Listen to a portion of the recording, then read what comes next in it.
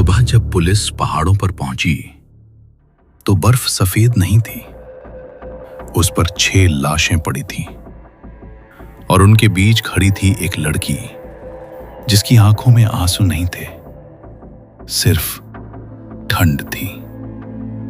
एक किस्सा, एक कहानी जो एक साधारण सी बर्फीली यात्रा से शुरू हुई थी, लेकिन समाप्त हुई एक ऐसे रहस्य के साथ जिसे पहाड़ आज तक अपने भीतर छुपाए हुए हैं।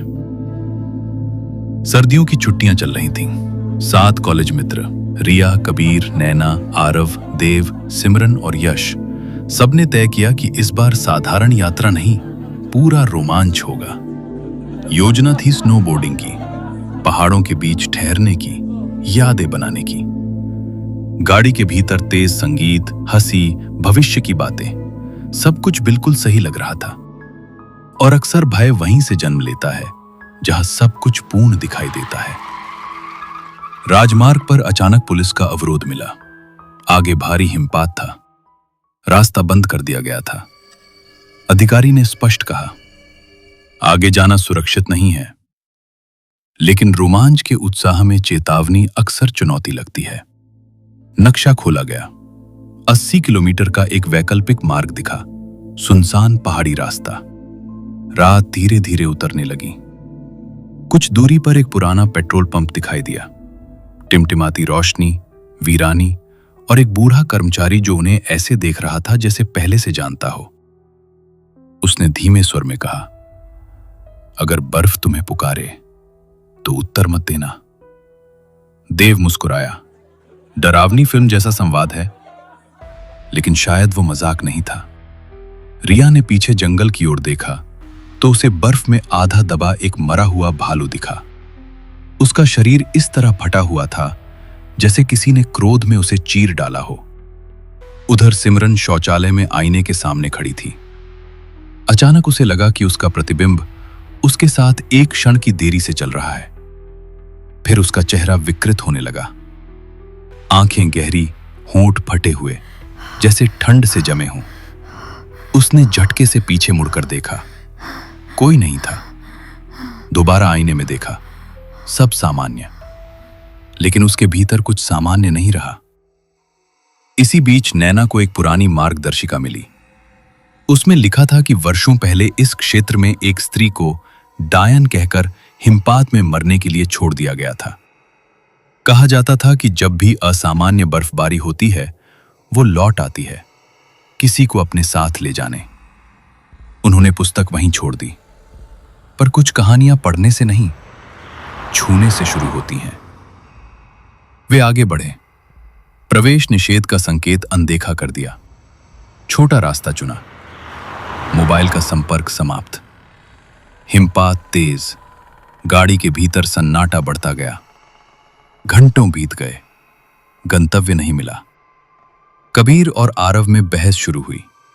उसी ध्यान भंग में गाड़ी फिसली और गहरी बर्फ में धंस गई। इंजन चल रहा था, पर पहिए खाली घूम रहे थे।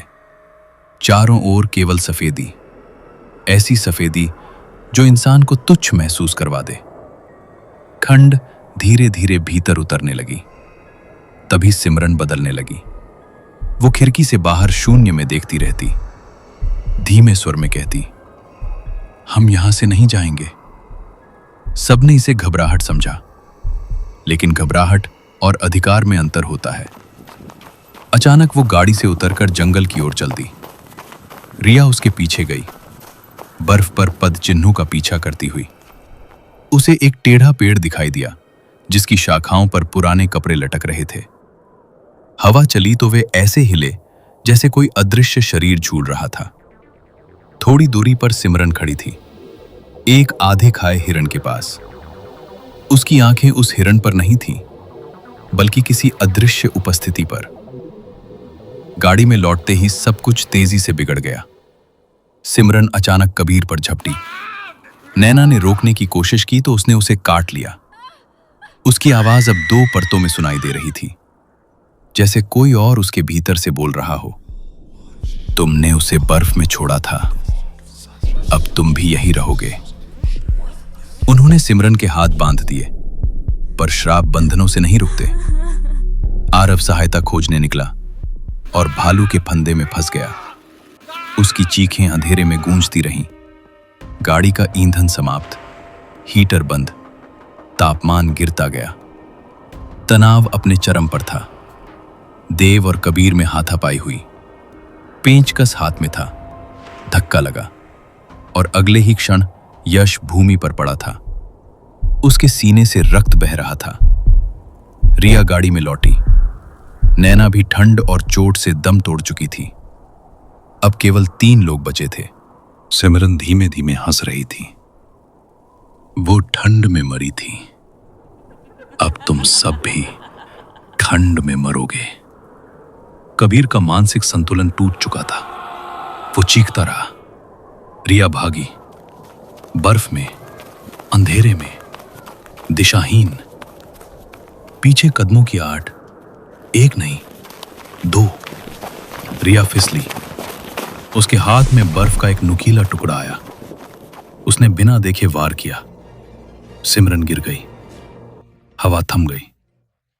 दूर कहीं बंदूक चलने की आवाज आई। सुबह पुलिस पहुंची। लाशें, खून, जमी हुई बर्फ। अधिकारी ने पूछा, क्या हुआ था? रिया ने शांत स्वर में कहा, सिमरन के भीतर वही थी, सब उसी ने किया। अधिकारी उसकी आंखों में देखता रहा। वही गहराई, वही ठंड, जैसे हिम आंधी अब उसके भीतर बस चुकी हो। और पहाड़ों पर फिर बर्फ गिरने लगी, क्योंकि कुछ स्थान लोगों को मारते नहीं, उन्हें अपना बना लेते हैं।